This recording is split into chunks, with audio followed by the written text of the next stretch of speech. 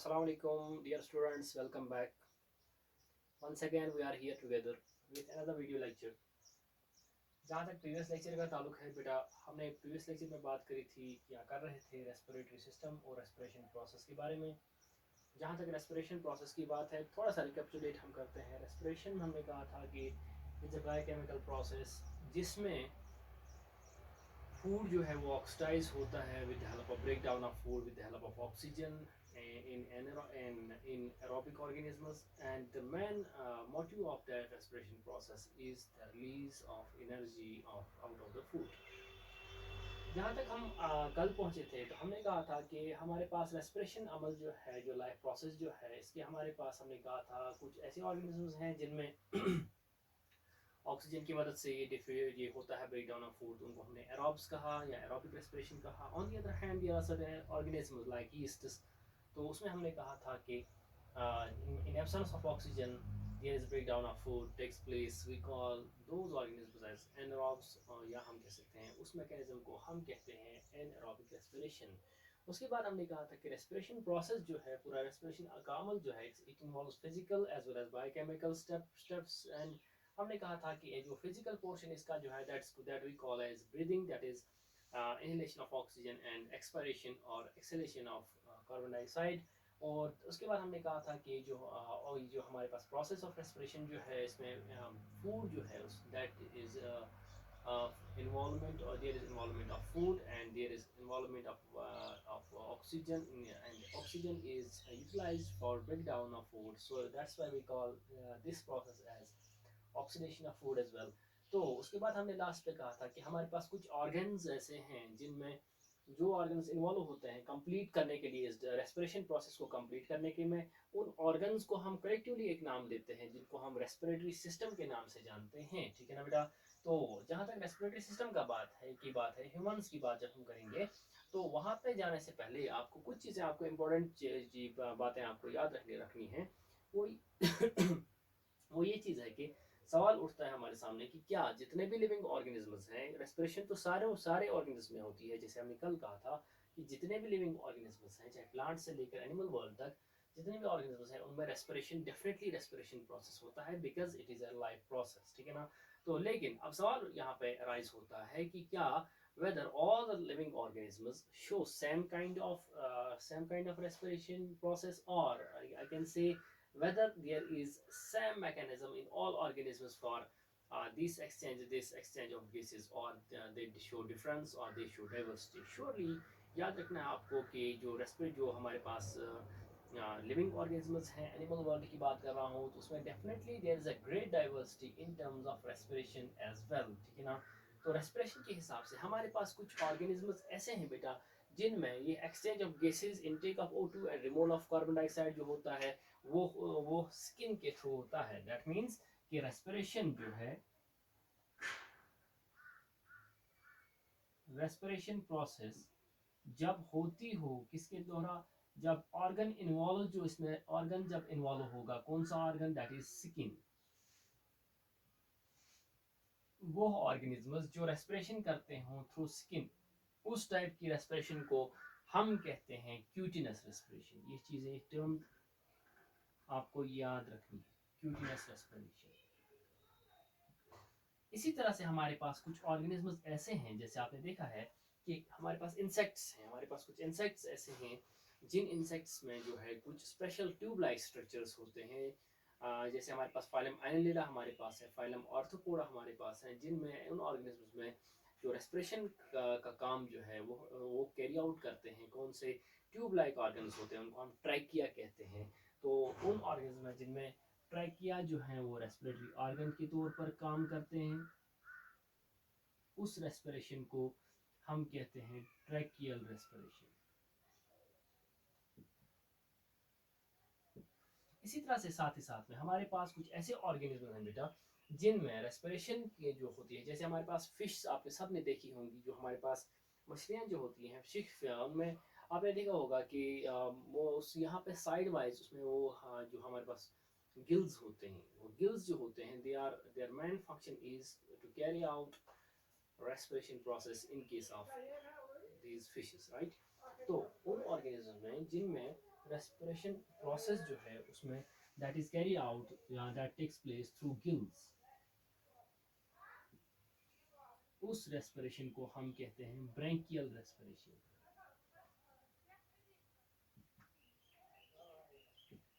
ठीक है ना बेटा। तो बच्चों इसके साथ साथ तो ये दैट मीन्स कि रेस्पिरेशन की बुनियाद पर ऑर्गेनिज्म जो हमारे पास है वो डिफरेंट काइंड्स के होते हैं, या हम कह सकते हैं कि डिफरेंट ऑर्गेनिज्म में डिफरेंट ऑर्गन्स जो है वो इन्वॉल्व होते हैं किसके लिए, रेस्पिरेशन प्रोसेस को अमलाने के लिए, रेस्पिरेशन प्रोसेस को कंप्लीट करने के लिए। ठीक है बेटा। इसी तरह से हमारे पास जो हायर ऑर्गेनिज्म्स हैं, जैसे हमारे पास रेप्टाइल्स से आगे जब हम बात करते हैं ऑर्गेनिज्म्स की, उनमें जो टॉप मोस्ट पे हमारे पास जो है हम लोग आते हैं ह्यूमन, जिनके बारे में हमने डिस्कस करना है। तो याद रखिएगा कि हमारा ऑर्गेनिज्म वो ऑर्गेनिज्म जिनमें रेस्पिरेशन जो है उसके लिए स्पेशलाइज्ड ऑर्गन्स जो हैं that is that are in the form of lungs. जब लंग्स जो हैं वो रेस्पिरेटरी ऑर्गन के तौर पर काम करते हों, या हम ऐसे भी कह सकते हैं कि जब रेस्पिरेशन होती हो किनके द्वारा, किनके थ्रू, लंग्स के थ्रू, उस टाइम उस रेस्पिरेशन को बेटा हम कहते हैं पल्मोनरी रेस्पिरेशन।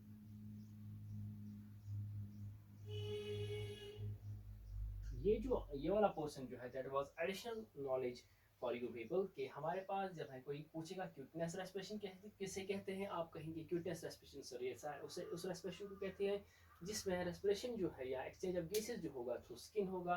इस तरह से जब ट्रैकियल उसको कहेंगे जब रेस्पिरेशन और एक्सचेंज ऑफ गैसेस ट्रैकियल के थ्रू होगा। ब्रैकियल तब कहेंगे जब रेस्पिरेशन होगा किसके थ्रू, गिल्स के थ्रू। और पल्मोनरी तब होगा जब लंग्स के थ्रू। जब हम ह्यूमन बींग्स की बात करेंगे, हाई ऑर्गन्स की बात करेंगे, there is a specialized system हमारे पास है, एक पूरा कंप्लीट सिस्टम ऑफ यूनिट्स हमारे पास होता है, मौजूद है, जो रेस्पॉन्सिबल है किसके लिए, रेस्पिरेशन प्रोसेस को अमलाने के लिए, रेस्पिरेशन प्रोसेस को कंप्लीट करने के लिए। तो याद रखिएगा आप ये चीज़ रखनी है याद कि स्टार्टिंग जब हमारे पास जो है respiratory system, human respiratory system जो है, इसमें बहुत एक से ज़्यादा ऑर्गन्स इन्वॉल्व होते हैं। जब हम सांस लेते हैं तो सिंपल सी बात है, सबसे पहले हमारे पास एक बॉडी का ऑर्गन है दैट्स नोज।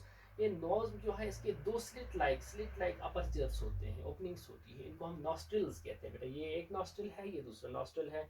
इसके दरमियान जो है ये अंदर वाला पोर्शन जो है इसको हम कहते हैं नेजल चेम्बर कहते हैं। और ये जो नेजल चेम्बर है इसके बीच में एक पार्टीशन है, ये वाला जो है पार्टीशन जो है जो इसको डिवाइड करता है into two compartments, and this partition is called as, ये कार्टिलेज का बना हुआ होता है, और इस पार्टीशन को हम कहते हैं नेजल सेप्टम। ठीक है ना बेटा। तो ये जो पहला वाला पोर्शन है, पहले सबसे पहले जब हम सांस लेते हैं, जब एयर ऑक्सीजन हमारी बॉडी के अंदर जाता है, तो सबसे पहले इसकी एंट्री होती है थ्रू दिस नेजल चैम्बर। ठीक है ना।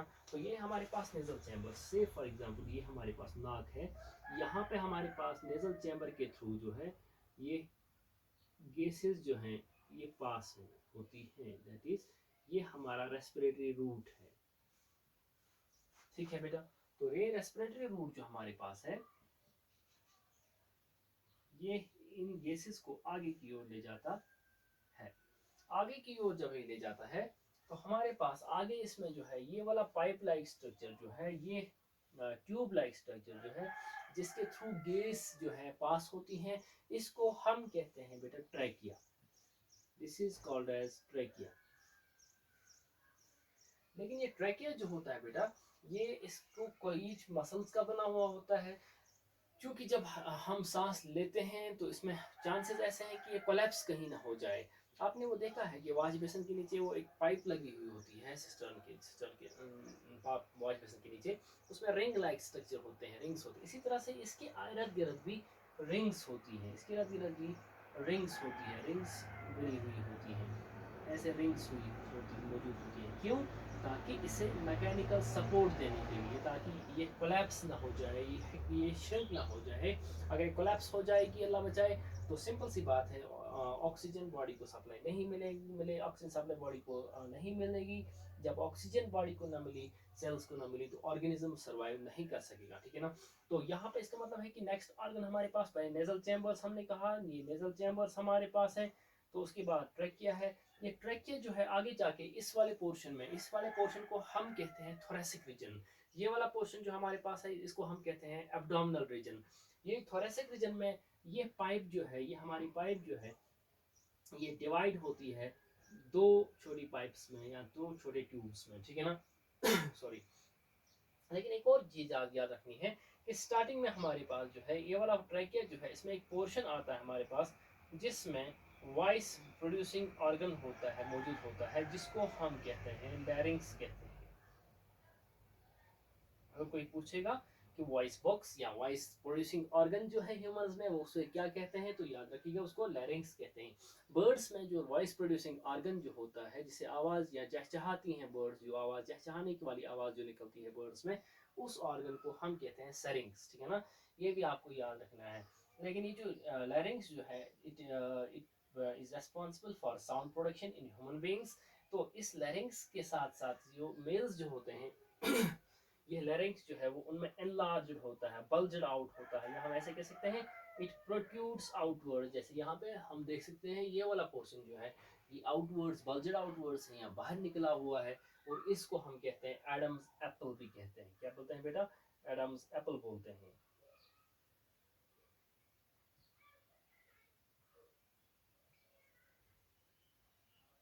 एडम्स एप्पल बोलते हैं। तो आगे जाते हैं, यानी कि ऑक्सीजन या गैस जो है वो मूव हो रही है फ्रॉम नोज से लेके वो ट्रैकिया से गुजर रही है।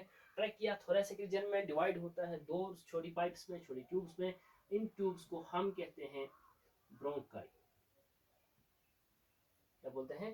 ब्रोंकाई बोलते हैं। ठीक है ना, ये ब्रोंकाई जो है ये एक्चुअली ओपन अप होती है किसमें? हमारे पास जो है दो जो स्ट्रक्चर्स होते हैं, जो मेन रेस्पिरेटरी स्ट्रक्चर जो है, जिनको हम लंग्स कहते हैं। क्या बोलते हैं बेटा?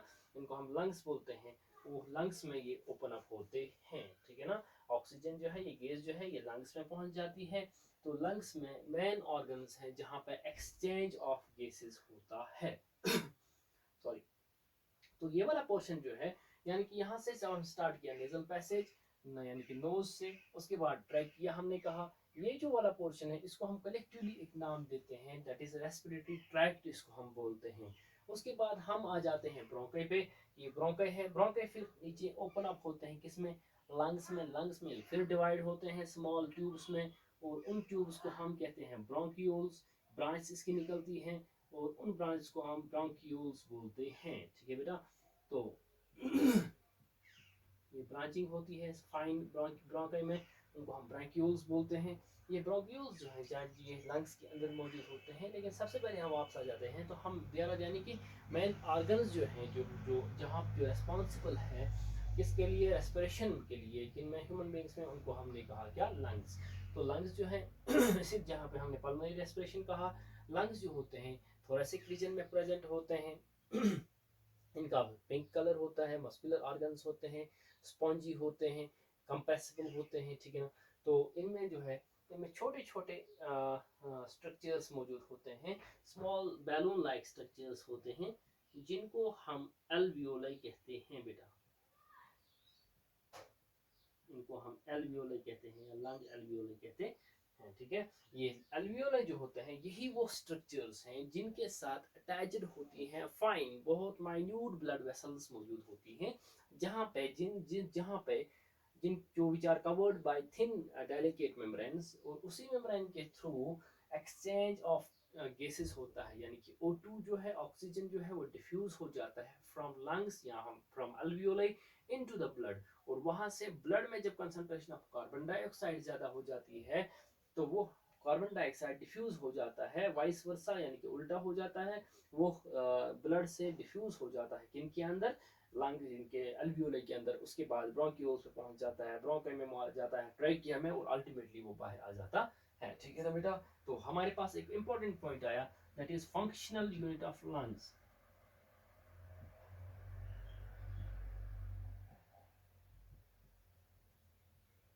फंक्शनल यूनिट ऑफ रेस्पिरेशन या फंक्शनल यूनिट ऑफ लंग्स जो हैं उनको हम एल्वियोलाई कहते हैं। ठीक है बेटा, इनको हम एल्वियोलाई कहते हैं। और राउंड अबाउट एक लंग में हमारे पास जो है 10 मिलियन जो है एल्वियोलाई प्रेजेंट होते हैं। ठीक है, बहुत ज़्यादा तादाद होती है। स्मॉल बैलून लाइक स्ट्रक्चर्स होते हैं, पाउच लाइक स्ट्रक्चर्स होते हैं, जिनमें एयर फिलअप हो जाता है। एयर जो फिलअप हो जाता है वो डिफ्यूज़ हो जाता है इनटू ब्लड स्ट्रीम। ब्लड से या दूसरी टाइप की गैस कार्बन डाइऑक्साइड वापस डिफ्यूज़ हो जाती है इनटू द एल्वियोलाई, और अल्टीमेटली जो है बॉडी से बाहर चला जाता है, और ऑक्सीजन बॉडी से अंदर से ब्लड में चला जाता है, ठीक है ना। और ये वाला लंग्स जो होते हैं ये सेपरेट की इनमें और एब्डोमेन में जो है ये थोरेसिक रीजन जो है इसको सेपरेट करता है एब्डोमेन से, एक सेमी आर्क लाइक स्ट्रक्चर, ऐसा कोई स्ट्रक्चर हमारे पास होता है हमारी बॉडी में जो इसे सेपरेट करता है एब्डोमिनल रीजन से। और इस कंपार्टमेंट को, इस बैरियर को, हम पार्टीशन को हम कहते हैं डायाफ्राम, इसको हम डायाफ्राम कहते हैं। तो आपने याद क्या रखा आज? आज हमने ये याद रखना है कि रेस्पिरेटरी सिस्टम में हमारे पास मेन ऑर्गन्स जो हैं वो लंग्स हैं, और लंग्स के अलावा हमारे पास मुख्तलिफ जो ऑर्गन्स हैं, that is respiratory tract, nasal passage, trachea, bronchioles, bronchi, bronchioles, terminal bronchioles, lungs यानी कि लंग्स में एल्वियोले आते हैं। और ये हमारा जो है ये रूट है किसका? एक्सचेंज ऑफ गैसेस का। और वो गैसेस फिर ऑक्सीडेशन ऑफ फूड में इस्तेमाल होते हैं, यानी कि इसमें जैसे हमने फिर रिपीट कर रहे हैं कि रेस्पिरेशन में हमारे पास ये जो हमारे पास फिजिकल जो है फिजिकल अमल भी है जिसको हम ब्रीथिंग कहते हैं, और साथ ही साथ में हमारे पास जो है नेक्स्ट प्रोसेस जो है दैट इज बायोकेमिकल प्रोसेस, ठीक है ना। Thank you.